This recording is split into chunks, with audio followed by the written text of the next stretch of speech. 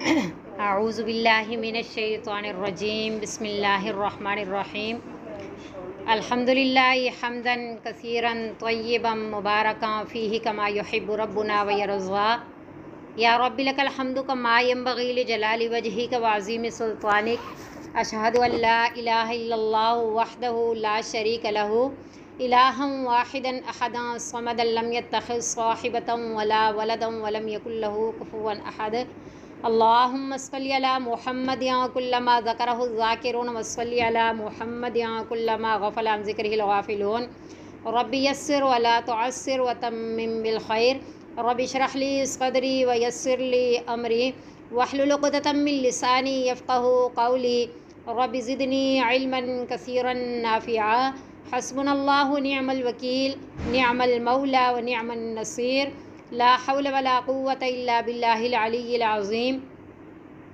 وما توفیقی الا باللہ علیہ توکلت والیہ انیب سبحانک لا علم لنا الا ما علمتنا انک انت العلیم الحکیم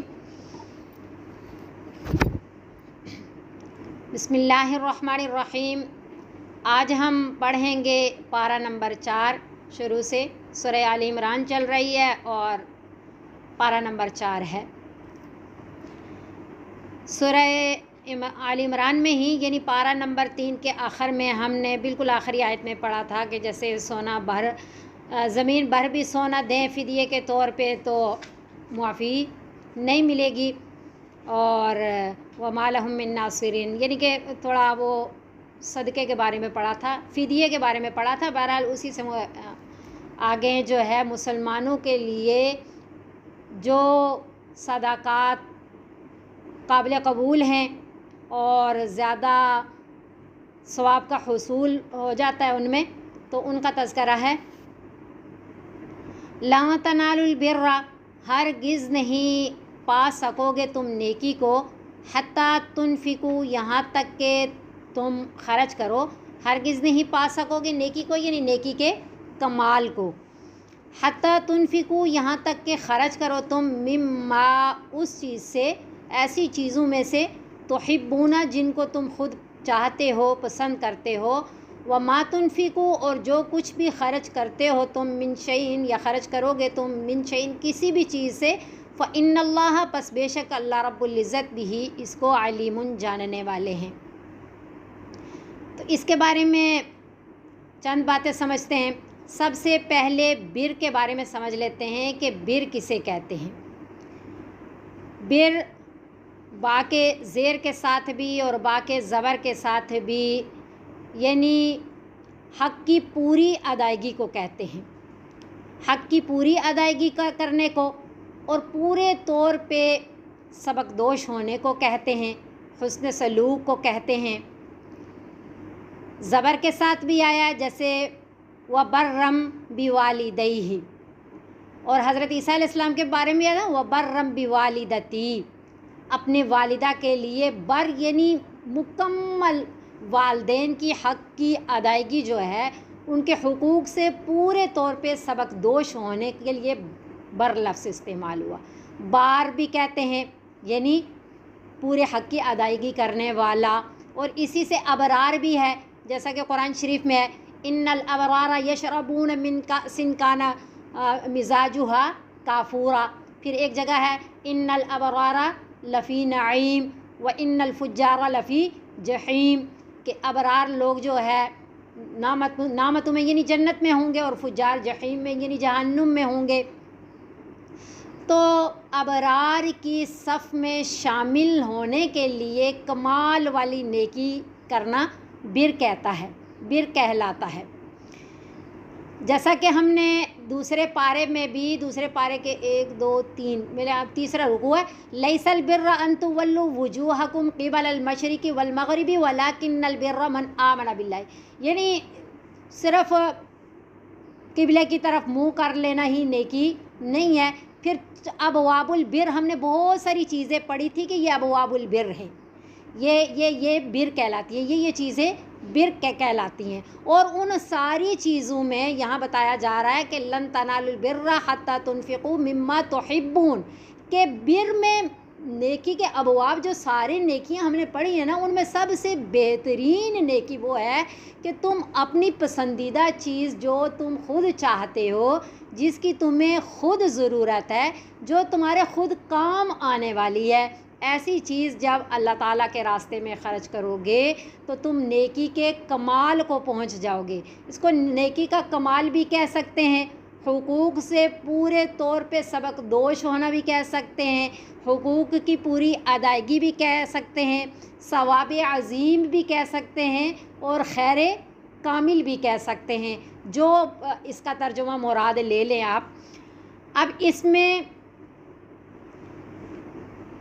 جو باتیں سمجھنے والی ہیں وہ سمجھیے۔ سب سے پہلا نقطہ اس میں یہ سمجھنا ہے کہ اللہ رب العزت فرما رہے ہیں کہ جو تمہیں پسندیدہ چیزیں ہیں وہی اللہ رب العزت کے راستے میں خرچ کرو، خراب چیزیں نہ خرچ کرو۔ اس کے بارے میں قرآن شریف کی ایک اور آیت بھی ہے، یا ایھا الذین آمنوا انفقوا من طیبات ما کسبتم ومما اخرجنا لکم من الارض ولا تیمموا الخبیث منہ تنفقون ولستم بآخذہ الا ان تغمضوا فیہ، کہ اے ایمان والو خرچ کرو اپنے پاکیزہ مال میں سے، اور جو کچھ زمین نے تمہارے لیے نکالا ہے، یعنی یہ جس میں عشر وغیرہ ہوتا ہے، اور پھر کبھی بھی نیت کو خرابی کی طرف لے کر کے نہ جاؤ، ولا تیمموا الخبیث ما تنفقون، جو بھی خرچ کرنے لگو اس میں نیت کو خرابی، یعنی جب خرچ کرنے لگو بہت ساری چیزیں، ایسی چیزیں بھی آپ کے مال میں شامل ہیں جو آپ کو بہت پسند ہیں، جو آپ کی ضرورت کی ہیں، درمیانی بھی ہیں اور ردی بھی ہیں، تو آپ جب خرچ کرنے کا ارادہ کرو تو وَلَا تَيَمُّمُوا الْخَبِيثَ مِنْهُ تُنْفِقُونَ، کہ بالکل جو ردی چیزیں ہیں وہ اللہ تعالیٰ کے راستے میں خرچ کرنے کی ساری چیزوں کی موجودگی میں کوشش نہ کرو، کیونکہ وَلَسْتُمْ بِآخِذِهِ إِلَّا أَن تُغْمِضُوا، اگر تمہیں کسی حق کے بدلے میں ایسی چیز دے دی جائے نا تو تم بھی لینے کے لیے تیار کبھی بھی نہیں ہوگے، مگر چشم پوشی کرتے ہوئے کوئی وہ کرتے ہوئے لے لوگے، لیکن یہ ہے کہ دل کی چاہ سے کبھی بھی نہیں لوگے۔ پہلا نقطہ کہ اچھی چیزیں، درمیانی چیزیں، ردی چیزیں ساری موجود ہیں، تو کوشش کیا کرنی چاہیے کہ اچھی والی چیز اللہ تعالیٰ کے راستے میں خرچ کریں اگر نیکی کا کمال چاہتے ہو، اگر ابرار کی صف میں شامل ہونا چاہتے ہو۔ دوسری بات یہ کہی گئی کہ مما تحبون، ان چیزوں میں سے جن کو تم چاہتے ہو، جن کو پسند کرتے ہو، تو یہ مطلب نہیں ہے کہ جتنا سارا کچھ اچھا ہے وہ آپ اللہ تعالیٰ کے راستے میں خرچ کر دو اور خود اپنے لیے پسندیدہ چیز استعمال نہ کرو، یا اپنے لیے یا اپنے بچوں کے لیے، اپنے لوگوں کے لیے نہ چھوڑو، ایسا بھی نہیں ہے۔ سارے کا سیارہ دینے کا نہیں کہا گیا، بلکہ مما تحبون، کچھ دینے کو کہا گیا۔ دو باتیں۔ تیسری بات یہ ہے کہ ضروری نہیں کہ اچھی چیز وہی ہو جو بہت بڑی چیز ہے، بڑی قیمتی ہے، بڑی اعلیٰ ہے۔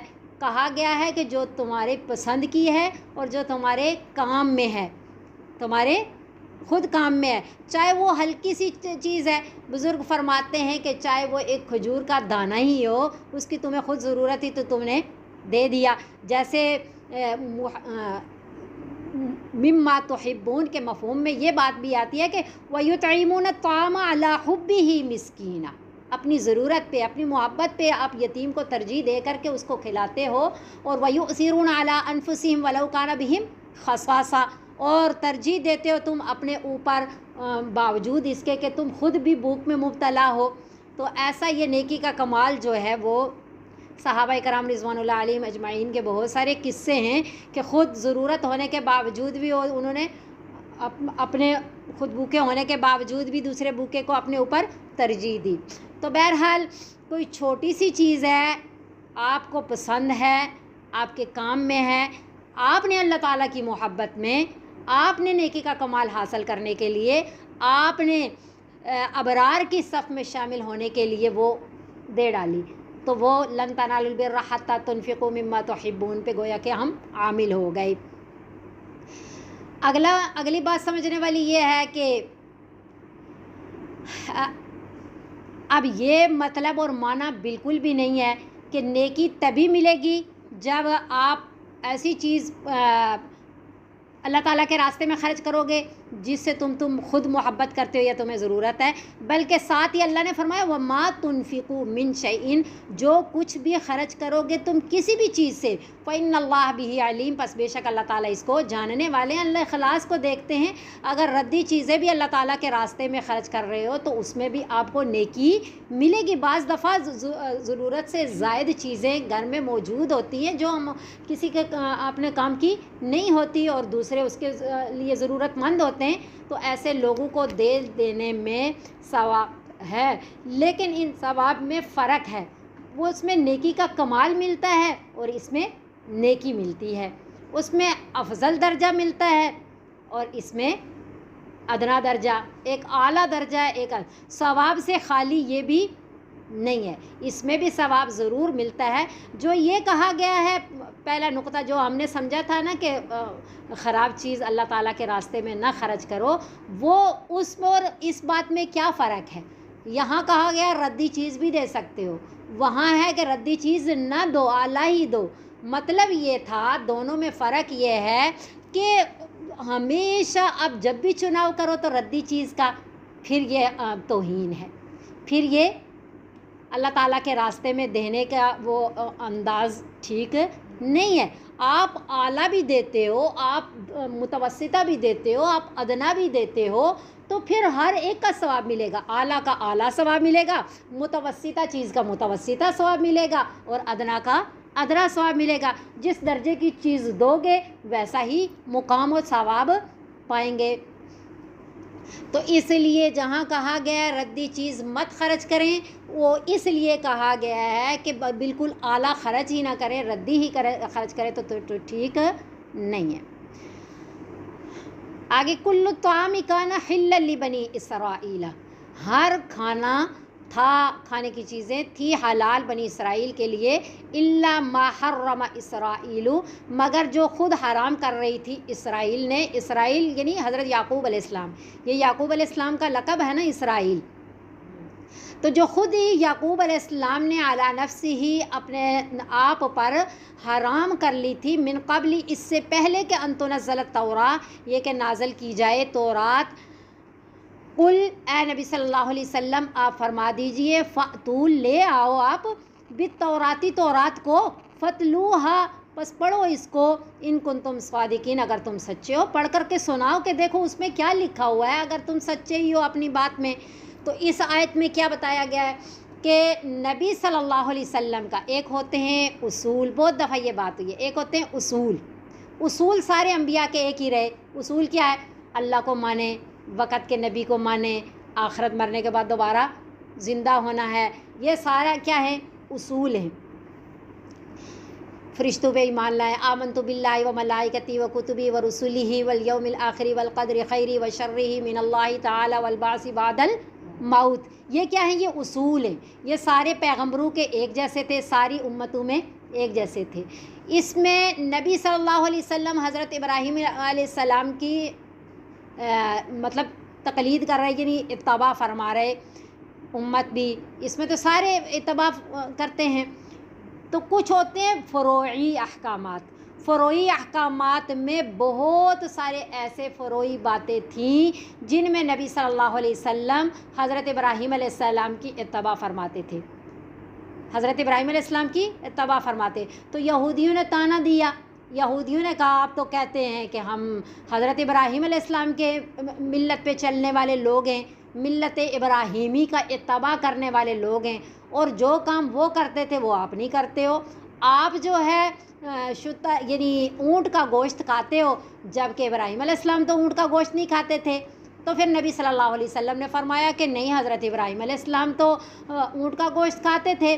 تو انہوں نے کہا کہ ہم جو چیز ہماری حرام ہے نا ہمارے مذہب میں، وہ حضرت ابراہیم علیہ السلام اور نوح علیہ السلام سے چلی آ رہی ہیں، اسی طرح حرام جو بنی اسرائیل میں حرام ہے، یہودیوں کے لیے حرام ہے، یہ حرمت جو ہے حضرت ابراہیم علیہ السلام اور نوح علیہ السلام سے چلی آ رہی ہے۔ نبی صلی اللہ علیہ وسلم نے فرمایا کہ نہیں، اس وقت سے چلی نہیں آ رہی ہے، یہ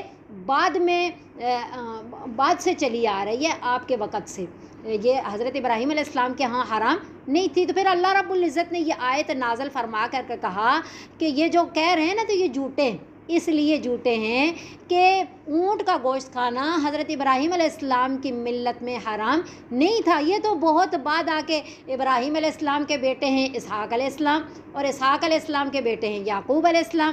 یعقوب علیہ السلام کو عرق النساء کی بیماری تھی اور انہوں نے نظر مانی تھی کہ اگر مجھے اس بیماری سے شفا مل گئی تو جو مجھے سب سے زیادہ محبوب چیز ہے کھانے کی میں اس کو چھوڑ دوں گا.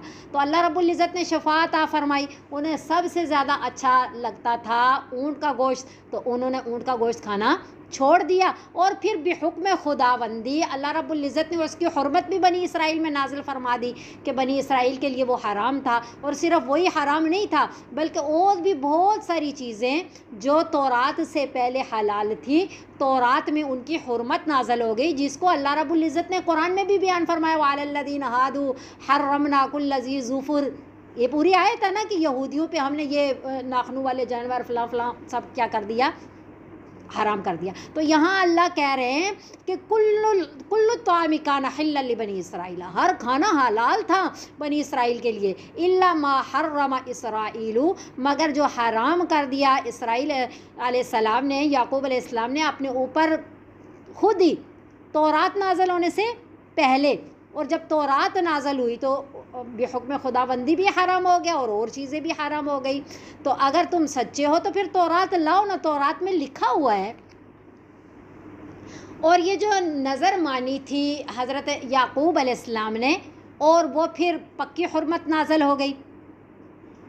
جیسا کہ ہماری شریعت میں مباح ہے, نفل شروع کریں درمیان میں توڑ دیں, ہمارے ذمہ لازم نہیں تھے, پھر توڑ دیا تو کیا ہو گیا, لازم ہو گیا.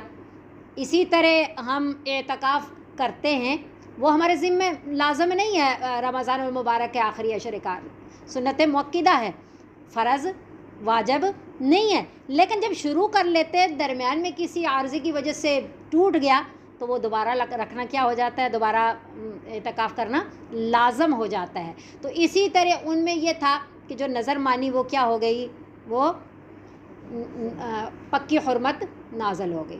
تو ہمارے شریعت میں نظر کا وہ والا مقام نہیں ہے جو ان کی شریعت میں تھا. ہمارے اگر کسی چیز کی حرمت کے لیے منت مانی کہ میں اس کو اپنے اوپر حرام کر لوں گا, تو پھر یہ قسم کے اس قائم مقام ہوگی کہ یعنی کہ گویا کہ یمین قسم کھائی. تو ایسی قسم کھانے کا شریعت محمدی میں کیا ہے کہ ایسی قسم توڑ دیں اور اس کا کفارہ ادا کریں, اس قسم کو پورا کرنا جائز نہیں ہے. فَمَنِ افْتَرَىٰ عَلَى اللَّهِ الْكَذِبَ مِن بَعْدِ ذَلِكَ, پس جس نے بہتان باندھا اللہ تعالیٰ پر جھوٹا, من بعد ذالک, اس کے بعد کہ اللہ نے خود نازل کر کے بتا دیا کہ ایسا نہیں ہے جیسے یہودی کہتے ہیں. تو پھر بھی یہودی کہتے رہیں گے کہ نہیں اللہ نے یہ حکم نازل کیا, تو گویا کہ وہ اللہ تعالیٰ پہ جھوٹ باندھ رہے ہیں, اللہ تعالیٰ پہ بہتان باندھ رہے ہیں. تو فَأُولَٰئِکَ هُمُ الظَّالِمُونَ, پس وہ پھر وہی لوگ ظالم ہیں. اللہ فرما رہے ہیں قُلْ صَدَقَ اللَّهُ, اے نبی صلی اللہ علیہ وسلم آپ فرما دیجئے کہ صدق اللہ, سچ کہا اللہ تعالیٰ نے. فَاتَّبِعُوا مِلَّةَ إِبْرَاهِيمَ حَنِیفًا, پس اتباع کرو ابراہیم علیہ السلام کی ملت کی, حنیفہ جو حنیف تھے, صراط مستقیم پہ چلنے والے تھے, یکسوئی اختیار کرنے والے تھے, یعنی موحد تھے, شرک کرنے والے, وَمَا كَانَ مِنَ الْمُشْرِكِينَ, شرک کرنے والے نہیں تھے. یہ حنیفہ کسے کہتے ہیں, توحید پرست تھے, توحید موحد تھے. آگے تذکرہ ہے بیت اللہ کا, ان اول بیت وضع للناس, بے شک پہلا گھر جو وضع کیا گیا, مقرر کیا گیا, بنایا گیا, للناسی لوگوں کے لیے, للذی, البتہ وہ والا گھر ہے, وہ ببکہ مکہ میں ہے, مبارکن بابرکت ہے, وہدن, اور ہدایت کا ذریعہ ہے, رہنمائی کرنے والا ہے, للعالمین, سارے جہاں والوں کے لیے. اب اس میں چند باتیں سمجھتے ہیں. سب سے پہلی بات اول بیت, پہلا گھر. تو یہ پہلا گھر کس حساب سے ہے, آیا جو عبادت خانہ ہوتا ہے یا دولت خانہ, یعنی رہنے کا گھر, یا عبادت کے گھر میں پہلا گھر ہے. تو مفسرین حضرات فرماتے ہیں کہ یہ سارے گھروں میں, عبادت خانوں میں بھی پہلا ہے اور رہنے کے گھروں میں، یعنی سب سے پہلا زمین کے اوپر جو گھر بنایا گیا وہ عبادت کے لیے، یعنی حضرت آدم علیہ السلام کو، اماں حوا کو جب اللہ رب العزت نے زمین پہ اتارا تو انہوں نے پہلا گھر جو تعمیر کیا وہ کون سا کیا؟ اللہ تعالیٰ کا گھر تعمیر کیا۔ تو اس حساب سے یہ پہلا گھر جو بنایا گیا وہ عبادت کے لیے بنایا گیا۔ اس کے بارے میں بہت ساری باتیں ہیں، لیکن چند باتیں ہم سمجھتے ہیں۔ اب یہ جو پہلا گھر ہے یہ کب کب بنایا گیا، کتنی بار بنایا گیا، اس کے بارے میں تو حضرت آدم علیہ السلام نے اس کی تعمیر کی، اور وہ تعمیر جو ہے حضرت نوح علیہ السلام کے، اس کے بارے میں یہ ہے کہ حضرت آدم علیہ السلام سے بھی پہلے فرشتوں نے بھی اس کی تعمیر کی، پھر اس تعمیر پہ حضرت آدم علیہ السلام نے تعمیر کی۔ یہ بالکل جو ہے پوری زمین کا درمیان ہے، اور اسی کے بالکل اوپر جو ہے وہ بیت المعمور ہے، اور وہاں فرشتے عبادت کر رہے ہوتے ہیں جیسے دنیا میں انسان اس کا طواف کر رہے ہیں، عبادت کر رہے ہیں۔ تو یہ بالکل مرکز ہے عبادت خانہ بیت اللہ، اور اس کی تعمیر حضرت آدم علیہ السلام نے جو کی وہ حضرت نوح علیہ السلام کے زمانے میں منہدم ہو گئی طوفان نوح کی وجہ سے۔ پھر اس کے بعد حضرت ابراہیم علیہ السلام کو حکم دیا گیا، اور جو حکم دیا گیا قرآن شریف میں اس کا تذکرہ ہے کہ وَإِذْ يَرْفَعُ إِبْرَاهِيمُ الْقَوَاعِدَ مِنَ الْبَيْتِ، اور جب بلند کر رہے تھے بنیادیں حضرت ابراہیم علیہ السلام۔ تو کوئی چیز پہلے بنی ہوتی ہے تو پھر اس کی بنیادوں پہ وہ بنایا جاتا ہے نا۔ تو حضرت ابراہیم علیہ السلام اور حضرت اسماعیل علیہ السلام نے اس کی تعمیر کی، اور اس کے بعد بعض روایات میں تو آتا ہے کہ اس کے بعد قریش مکہ نے کی، لیکن قریش مکہ سے بھی پہلے ایک روایت میں آتا ہے کہ قبیلہ جرہم جو تھا اس نے کی، پھر اس کے بعد قبیلہ عمالقہ تھا اس نے کی، اور اس کے بعد قریش مکہ نے بھی کی، جس میں نبی صلی اللہ علیہ وسلم بھی شریک تھے، اور حجر اسود کو نصب کیا گیا جیسے کہ ایک چادر میں رکھ کر کے چاروں کونے پکڑ کر کے، تو نبی صلی اللہ علیہ وسلم بھی تھے۔ بہرحال جب قریش مکہ نے اس کی تعمیر کی تو اس وقت اس میں 3 تبدیلیاں پیدا کر دی گئیں۔ ایک تو کچھ حصہ جو ہے وہ الگ کر دیا گیا جسے حتیم کعبہ کہتے ہیں، اور دوسرا یہ ہے کہ پہلے 2 دروازے تھے، ایک داخل ہونے کا، ایک باہر نکلنے کا، اب ایک دروازہ کر دیا گیا اس وقت۔ اور پھر تیسری تبدیلی کہ پہلے زمین کی سطح کے برابر تھا دروازہ، اب اس کو اونچا کر دیا گیا کہ ہر ایک کو داخل ہونے کی اجازت نہیں ہے۔ تو یہ 3 تبدیلیاں کی گئی، اور جب یہ 3 تبدیلیاں ہوئیں تو نبی صلی اللہ علیہ وسلم نے ایک دفعہ حضرت عائشہ رضی اللہ تعالیٰ عنہا کے سامنے کہا کہ میرا جی چاہتا ہے کہ میں اس کو بنائے ابراہیمی پہ ہی واپس دوبارہ تعمیر کر دوں، کہ جس طرح حضرت ابراہیم علیہ السلام نے تعمیر کیا تھا اس وقت یہ تھا کہ یہ حتیم کا حصہ اندر تھا، کعبے میں شامل تھا، 2 دروازے تھے، اور پھر جو ہے سطح کے برابر تھا، تو ویسے ہی تعمیر ہو جائے، میرا دل یہ چاہتا ہے، نبی صلی اللہ علیہ وسلم نے فرمایا۔ تو ساتھ یہ بھی فرمایا کہ جو نو مسلم لوگ ہیں وہ کسی اس فتنے میں مبتلا نہ ہو جائیں، یعنی کہ بار بار کعبے کو منہدم کیا جا رہا ہے، پھر تعمیر کیا جا رہا ہے، پھر منہدم کیا جا رہا ہے، پھر تعمیر، تو اس لیے نبی صلی اللہ علیہ وسلم نے اس کو دوبارہ تعمیر نہیں فرمایا، اور اس کے تھوڑا ہی عرصہ بعد نبی صلی اللہ علیہ وسلم دنیا سے رحلت فرما گئے، آپ صلی اللہ علیہ وسلم کی وفات ہو گئی۔ لیکن حضرت عائشہ رضی اللہ تعالیٰ عنہا کے جو بھانجے تھے حضرت عبداللہ بن زبیر، انہوں نے نبی صلی اللہ علیہ وسلم کا یہ قول سنا ہوا تھا، تو خلفائے راشدین کے بعد جب مکہ میں حضرت عبداللہ بن زبیر رضی اللہ تعالیٰ عنہ کی حکومت ہوئی تو انہوں نے پھر جو ہے نبی صلی اللہ علیہ وسلم کے اس خواہش کی تعمیل کرتے ہوئے انہوں نے دوبارہ بنائے ابراہیمی پہ خانہ کعبہ کو تعمیر کر دیا۔ لیکن جب جو حجاج بن یوسف ہے وہ نہیں چاہتا تھا کہ حضرت عبداللہ بن زبیر رضی اللہ تعالیٰ عنہ کا ایک کارنامہ جو رہتی دنیا تک باقی رہے، جو ان کی تعریف کا ذریعہ بنا رہے، اس کو باقی رکھا جائے، تو اس نے جو ہے پھر فوج کشی کی، حضرت عبداللہ بن زبیر رضی اللہ تعالیٰ عنہ کہ وہ جو ہے لشکر کشی کی اور جنگ ہوئی، اور وہ یوں سمجھے کہ بدترین جنگ تھی، کیوں کہ وہ حرم ہے، حرم میں حجاج بن یوسف کے علاوہ کسی نے بھی اس کی حرمت کو پامال نہیں کیا، حجاج بن یوسف نے کیا۔ تو بہرحال اس نے پھر دوبارہ जो कुरैश मक्का ने तामीर की थी, इन 3 तब्दीलियों के साथ दोबारा उसने इन्हीं 3 तब्दीलियों के साथ खाना काबा की तामीर कर दी। और फिर जो है दोबारा इरादा किया गया तो हज़रत मालिक, इमाम मालिक रहमतुल्लाह अलैह जो हैं, उन्होंने फ़तवा दिया कि अब कोई भी सबके मशवरे से और ऐलान किया कि भाई अब इसकी तामीर नहीं होगी, क्योंकि हर आने वाला बादशाह अपने नाम को बाकी रखने के लिए खाना काबा की तामीर करेगा और ये बादशाहों के हाथों में नाउज़ुबिल्लाह खिलौना बन करके रह जाएगा। तो इसलिए अब इसके बाद खाना काबा की तामीर कोई नहीं करेगा। तो उसके बाद जो है फिर उसकी तामीर नहीं की गई और सब ने इस बात को तस्लीम किया, माना, और आज तक वो उसी 3 तब्दीलियों के साथ जो है वो बाकी है खाना काबा।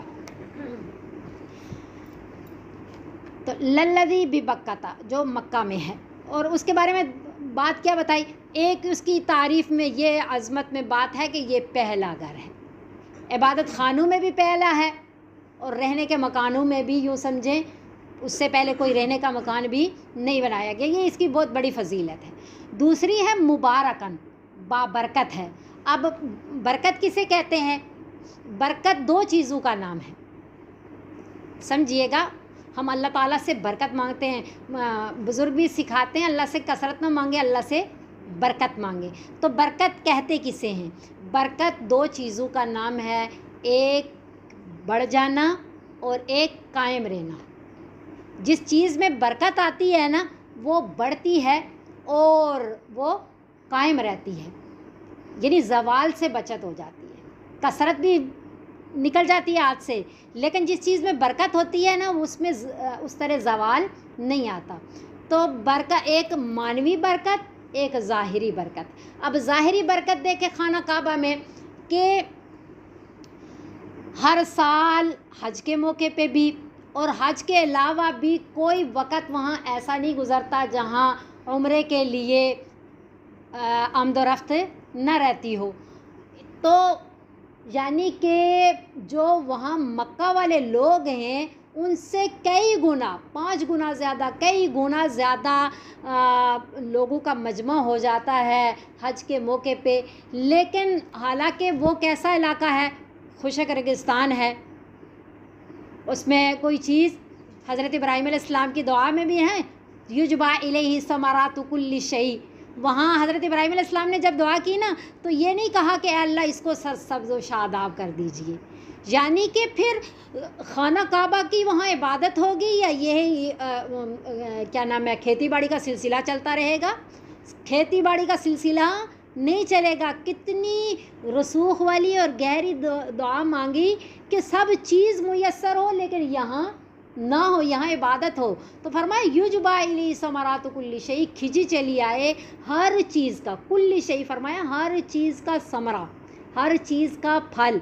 तो कोई दुनिया में ऐसी चीज़ नहीं है जो वहाँ से ना मिल रही हो। और इतनी तादाद होने के बावजूद बाज़ खुशी से जो है एक एक बंदा कितने कितने बकरे ज़बह हो रहे होते हैं, ये नहीं मंगवाए जाते हैं, ये नहीं वहाँ होते हैं, ये बात भी नहीं है कि वहाँ होते हैं, ये बात भी नहीं है कि मंगवाए जाते हैं। फिर क्या होता है, युजबा इलैहि समारातु कुल्ली शै, खींचे चले आते हैं, खुद ही लोग लेकर के आते हैं, खुद ही हर चीज़ का फल आ रहा है, हर चीज़ आ रही है, मंगवाई नहीं जा रही, आ रही है, युजबा खिंची चली आ रही है, खुद लोग ले करके आते हैं। तो ये उसकी क्या है, ज़ाहिरी बरकत है। एक अच्छा,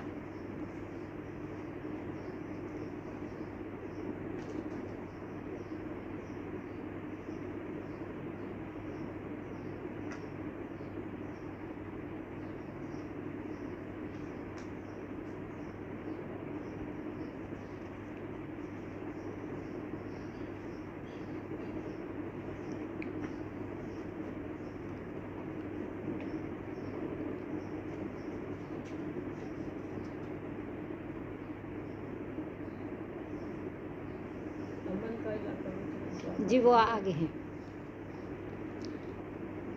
अच्छा, मानवी बरक़ात में ये कहना चाह रही थी। ایک ظاہری برکات ہے، ایک معنوی برکات ہے۔ ظاہری برکات تو میں نے آپ کو بتا دی، معنوی برکات دیکھیں کہ واحد وہ جگہ ہے جہاں حج ہو سکتا ہے، اور کہیں حج اتنی بابرکت جگہ ہے کہ حج وہاں ہی ہوتا ہے۔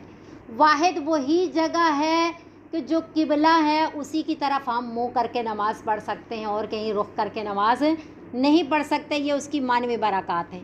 پھر دیکھیے کہ اپنے گھر میں نماز پڑھی تو 1 نماز کا ثواب ملا، محلے کی مسجد میں پڑھی تو 25 نمازوں کا ثواب ملا، اور جامع مسجد میں پڑھی تو 500 نمازوں کا ثواب ملے گا، بیت المقدس میں پڑھی تو 50,000 نمازوں کا ثواب ملے گا، اور مسجد نبوی میں پڑھی تو بھی 50,000 نمازوں کا ثواب ملے گا، اور اگر مسجد الحرام میں پڑھی تو 1,00,000 نماز کا ثواب ملے گا۔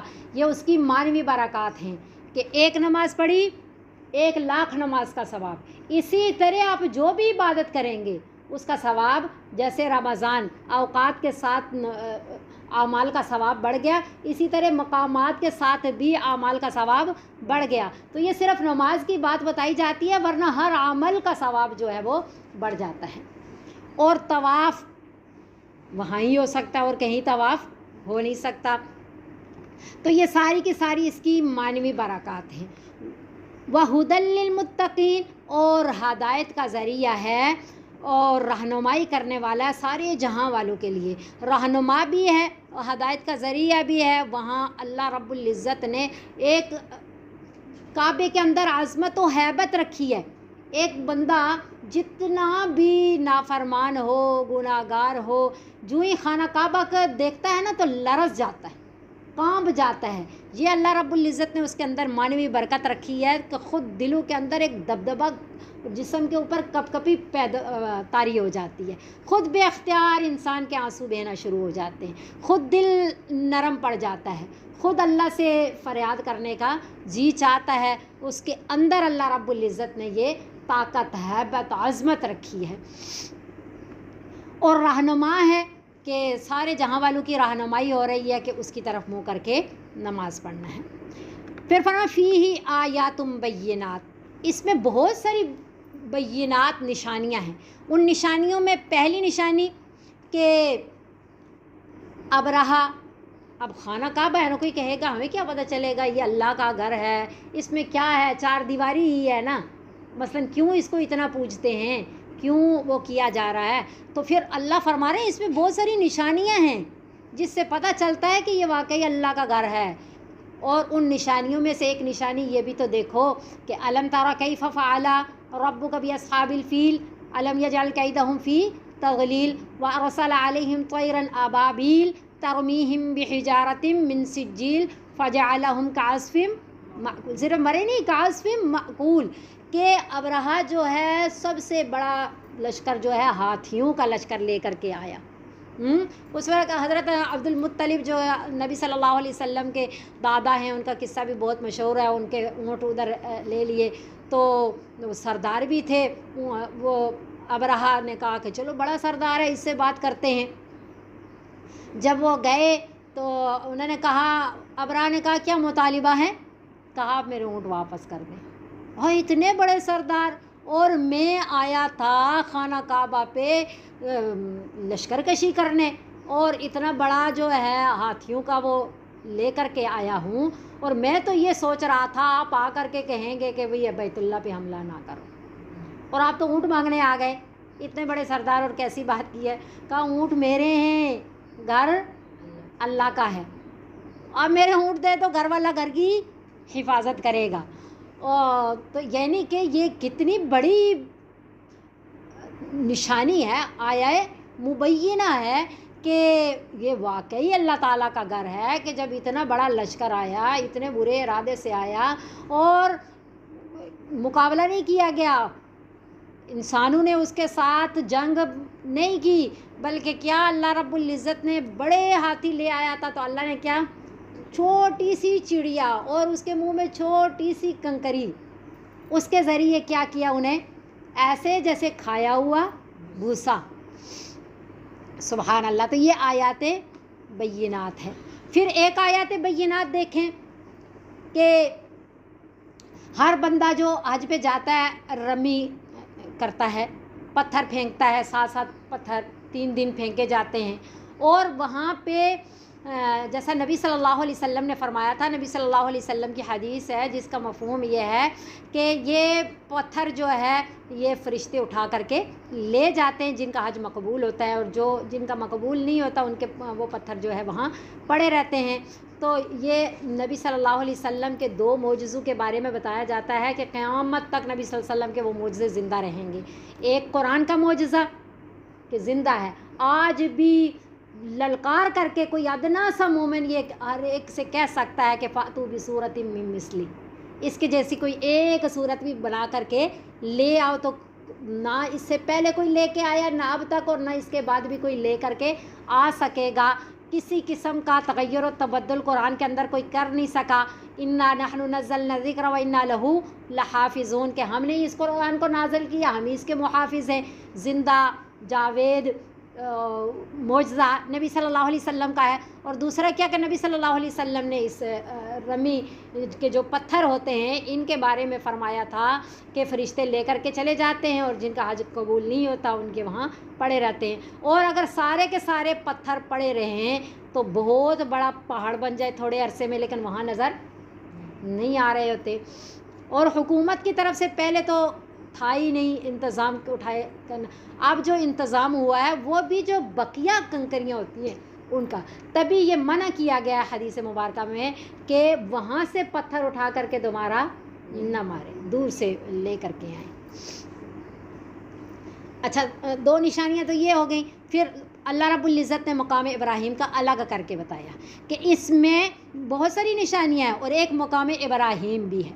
मकाम इब्राहीम वो एक पत्थर है जो खाना काबा की दीवार के बिल्कुल साथ था, क्योंकि उस पर चढ़ करके हज़रत इब्राहीम अलैहिस्सलाम ने काबे की तामीर फरमाई थी। और उसके बारे में आता है, अब पत्थर तो क्या है, पत्थर है ना, वो अक्ल शऊर तो उस तरह नहीं ना रखता, लेकिन जूँ जूँ काबे की तामीर ऊपर को जाती वो ऊपर हो जाता, और जब हज़रत इब्राहीम अलैहिस्सलाम ने वापस उतरना होता तो वो नीचे हो जाता। और पत्थर है, अब पत्थर के अंदर ये आयात बय्यिना देखें कि किस तरह हज़रत इब्राहीम अलैहिस्सलाम का पाँव, यानी वो पत्थर एक किस्म का मोम बन गया उनके लिए और उनका पाँव नक्श हो गया वहाँ पे। तो ये भी आयात बय्यिना है।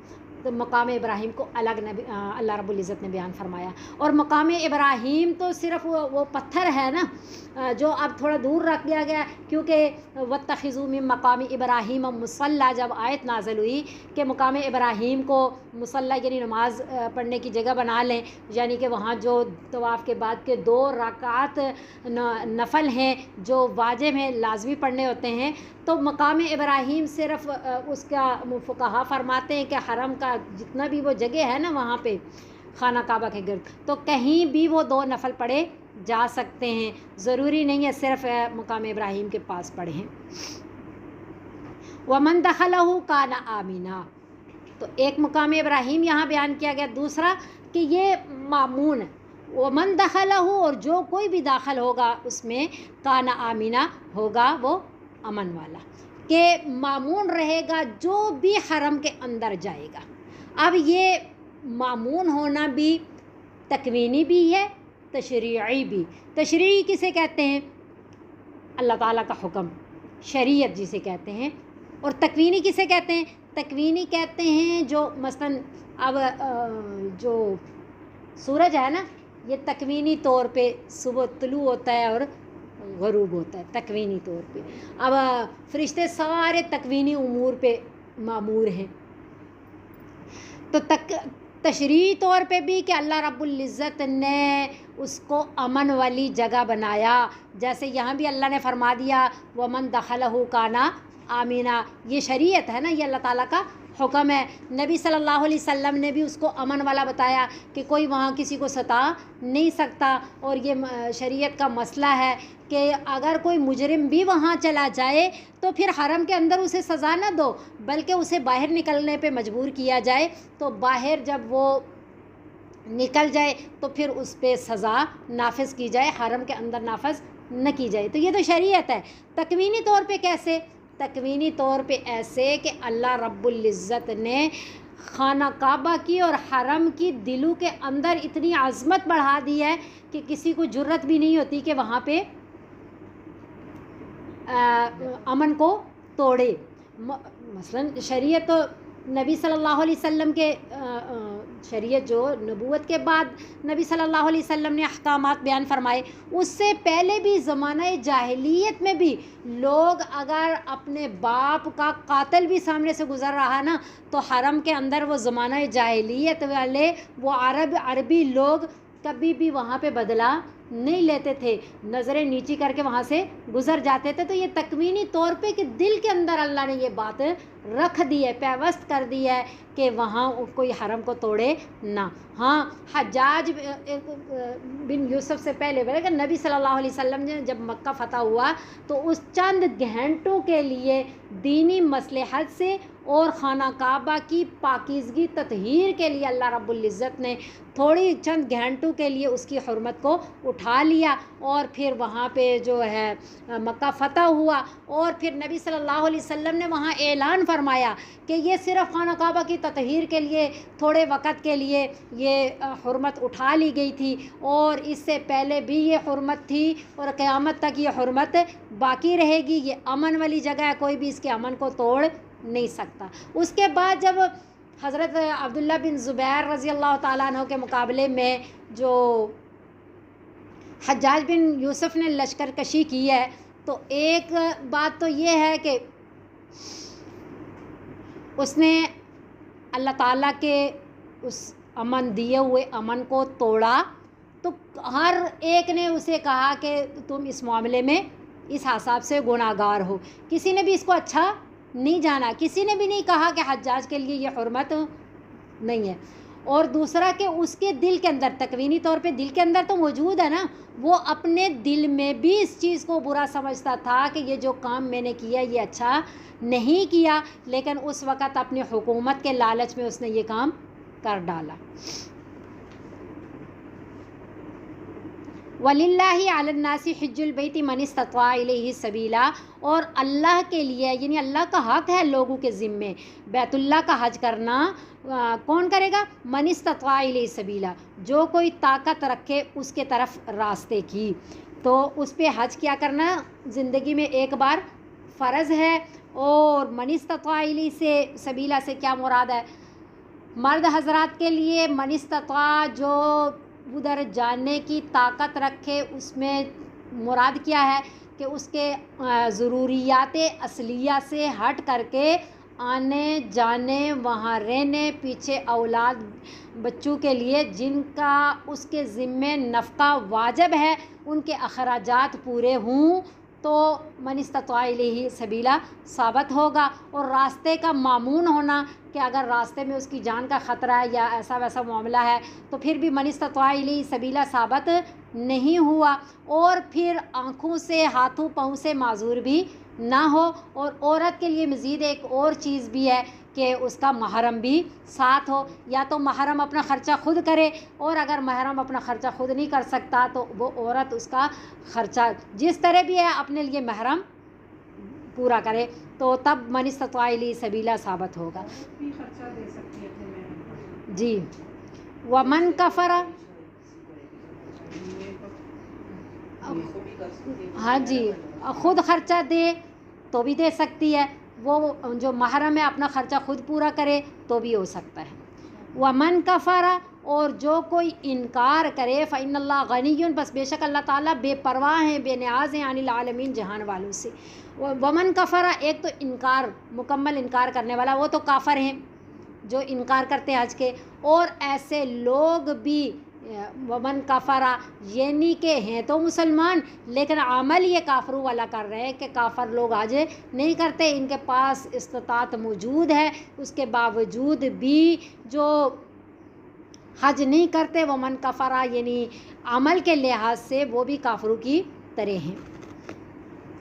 قل یا اہل الکتابی، اے نبی صلی اللہ علیہ وسلم آپ فرما دیجئے، آگے پڑھیں. قل یا اہل الکتابی، اے نبی صلی اللہ علیہ وسلم آپ فرما دیجئے. پہلے بھی اہل کتاب کا وہ چل رہا تھا، درمیان میں بیت اللہ کا تذکرہ ہوا، اب دوبارہ اہل کتاب سے بات ہو رہی ہے کہ اے اہل کتاب لم تکفرون بآیات اللہ، تم کیوں انکار کرتے ہو اللہ تعالیٰ کی آیات کا، واللہ شہید علی ما تعملون، اور اللہ گواہ ہے اس پر جو تم اعمال کرتے ہو، کہ تم کافر کیوں بنتے ہو. تم انتظار بھی کر رہے تھے نبی صلی اللہ علیہ وسلم کا اور کتاب اللہ کا، اور جب آ چکے تو تم منکر ہو گئے ہو. ایک تو انکار کر رہے ہو، ایک تو خود ہی کافر بنے ہوئے ہو، اور دوسرا کام کیا کر رہے ہو. قل یا اہل الکتابی، اے نبی صلی اللہ علیہ وسلم آپ انہیں یہ بھی کہہ دیجئے کہ اے اہل کتاب لم تصدون عن سبیل اللہ، کیوں روکتے ہو تم اللہ تعالیٰ کے راستے سے، من ایسے شخص کو آمنہ جو مومن ہے، جو ایمان لے آیا ہے، تبغونہ عوجا، تلاش کرتے ہو تم اس میں کجی، ٹیڑھا پن، یعنی ٹیڑھ تلاش کر کے رکاوٹ کیوں بنتے ہو، وانتم شہداء، حالانکہ تم خود بھی گواہ ہو، تمہیں پتہ ہے کہ تم غلط کر رہے ہو. وَمَا اللَّهُ بِغَافِلٍ عَمَّا تَعْمَلُونَ، اور نہیں اللہ تعالیٰ غافل اس چیز سے جو تم اعمال کرتے ہو. تو اللہ غافل نہیں ہے تو تمہارے برے اعمال کی ظاہری بات ہے پھر سزا دیں گے. یا ایھا الذین، یہ ایک واقعہ میں پھر بتاتی ہوں. یا ایھا الذین، اے وہ لوگوں، آمنو جو ایمان لائے ہو. پہلے تو اہل کتاب سے کہا کہ تم کافر، تم انکار کیوں کرتے ہو، تم کافر کیوں بنتے ہو، پہلی بات خود اپنا نقصان کر رہے ہو. پھر تم اپنے کفر کے ساتھ ساتھ جو مومن ہیں انہیں کفر کی طرف کرنے کی کیوں کوشش. ہونا تو یہ چاہیے تھا کہ جب اسلام آ چکا، یہ سارے مومن بن گئے، تو تمہیں بھی مومن بن جانا چاہیے تھا. تو پہلی غلطی تم نے یہ کی کہ تم مومن نہیں بنے، تم تو کفر میں مبتلا ہو گئے. اور پھر دوسرا قصور کیا کر رہے ہو کہ جو ایمان والے ہیں ان کے میں عجیب عجیب باتیں کر کے اور ان کو اسلام سے ہٹانے کی کوشش کرتے ہو. تم ایسا کیوں کر رہے ہو، یہ تو اہل کتاب سے کہا. پھر ایمان والوں کو اللہ سمجھا رہے ہیں کہ یا ایھا الذین آمنو، اے ایمان والو، اے صحابہ کی جماعت، ان تطیعوا فریقا من الذین اوتوا الکتاب، اگر اطاعت کرو گے تم ایک جماعت کی اہل کتاب میں سے، تو یردوکم بعد ایمانکم، لوٹا دیں گے وہ تم کو ایمان کے بعد کفر میں، تمہیں وہ کافر بنا دیں گے. تم ان کی اطاعت کبھی بھی نہ کرنا، ان کے کہنے پہ کبھی بھی نہ چلنا. وَكَيْفَ تَكْفُرُونَ، اور کیسے تم کفر کر سکتے ہو. وَأَنْتُمْ تُتْلَى عَلَيْكُمْ، حالانکہ تم پہ پڑھی جاتی ہیں آیات اللہ، اللہ تعالیٰ کی آیات. وَفِيكُمْ رَسُولُ، اور تمہارے درمیان رسول بھی موجود ہیں. یہی چیز ہوتی ہے نا جو اسلام سے کفر میں نہ جانے دے، وہ اللہ تعالیٰ کا قرآن ہے اور نبی صلی اللہ علیہ وسلم کی ذات تمہارے میں موجود ہے. تو سب کچھ تم دیکھ رہے ہو، نبی صلی اللہ علیہ وسلم کے فرامین سن رہے ہو، اللہ کا قرآن اترتا ہوا دیکھ رہے ہو، اور مومن بھی ہو چکے ہو. اس کی حقانیت، اسلام کی حقانیت کو تم نے سمجھ لیا، تو کیسے ہو سکتا کہ تم پھر کافر ہو جاؤ. تو وَمَن یعتصم باللہ، اور جو کوئی بھی جھگڑا کرے اللہ تعالیٰ کے بارے میں، فقد ہدی، وَمَن یعتصم باللہ، اور جو کوئی مضبوطی سے تھامے رکھے اللہ تعالیٰ کو، یعنی کہ اللہ تعالیٰ کے دین کو، فقد ہدی الی صراط مستقیم، پس تحقیق وہ ہدایت کی گئی اس کی سیدھے راستے کی طرف. وہ سیدھے راستے کی طرف، یعنی جس نے بھی اللہ تعالیٰ کے دین کو مضبوطی سے پکڑ لیا، اللہ اسے صراط مستقیم کی ہدایت ضرور عطا فرمائیں گے. اور اللہ تعالیٰ کے دین کو مضبوطی سے پکڑنا ہی دین ہے، یعنی اللہ اس میں پھر استقامت نصیب فرمائیں گے. تو یہ یہودیوں میں تھا ایک شماس بن قیس. اس نے جب دیکھا کہ اوس و خزرج دو قبیلے تھے، ان کی زمانہ جاہلیت میں بہت بڑی بڑی جنگیں ہوتی تھیں، بلکہ سارے جتنے بھی صحابہ وہ زمانہ جاہلیت میں ان کے بڑے بڑے قبیلے تھے، تو بڑی بڑی عرصہ دراز تک جو ہے سخت قسم کی جنگیں لگی رہتی تھیں. انہی میں دو قبیلے تھے، اوس و خزرج. یہ قبیلے بہت جنگجو قبیلے تھے. لیکن جب نبی صلی اللہ علیہ وسلم کی نبوت آئی اور وہ نبی صلی اللہ علیہ وسلم کی نبوت کو تسلیم کیا، مسلمان ہوئے، صحابہ کرام رضوان اللہ علیہم اجمعین کی جماعت میں شامل ہوئے، تو اخوت و بھائی چارہ کے بارے میں تو ہم پڑھتے ہیں صحابہ کرام رضوان اللہ علیہم اجمعین کا کس طرح کا اخوت و بھائی چارہ تھا. اللہ نے ان کے دلوں کے اندر کیسی محبت، جتنا دین بڑھتا جاتا ہے اتنا ایمان والوں کے درمیان محبت بڑھتی چلی جاتی ہے. اس کے بارے میں تو ہم تفصیل سے پڑھیں گے. یہی دلوں کے اندر سچی محبت پیدا کرنے کا ذریعہ ہے. ان الذین آمنوا وعملوا الصالحات سیجعل لهم الرحمن ودا، بے شک جو ایمان لائے اور انہوں نے اعمال صالحہ کیے، اللہ ان کے دلوں کے اندر الفت پیدا فرما دیتے ہیں، محبت پیدا فرما دیتے ہیں۔ تو بہرحال یہ شماس بن قیس جو تھا، اس نے دیکھا کہ یہ اتنے جنگجو قبیلے تھے، کیسے لڑا کرتے تھے اور مومن بن گئے، نبی صلی اللہ علیہ وسلم کے صحابہ بن گئے، اور کیسے ایک دوسرے سے الفت محبت ان میں پیدا ہو گئی۔ تو اس کے دل میں حسد پیدا ہو گیا، وہ دیکھ نہیں سک رہا تھا کہ میں کیسے ان کو اس طرح اسلام میں اور اس طرح دیکھوں، دشمن ظاہری بات ہے، تو وہ حسد میں مبتلا ہو گیا۔ اس نے سوچا کہ مجھے کیا کرنا چاہیے کہ میں ان لوگوں کے درمیان اختلاف پیدا کروں۔ اب اختلاف تو ہو نہیں سکتا، یہ اللہ تعالیٰ کے قرآن کو مانتے ہیں، نبی صلی اللہ علیہ وسلم کی ذات اقدس ان میں موجود ہے، یہ اسلام کی حقانیت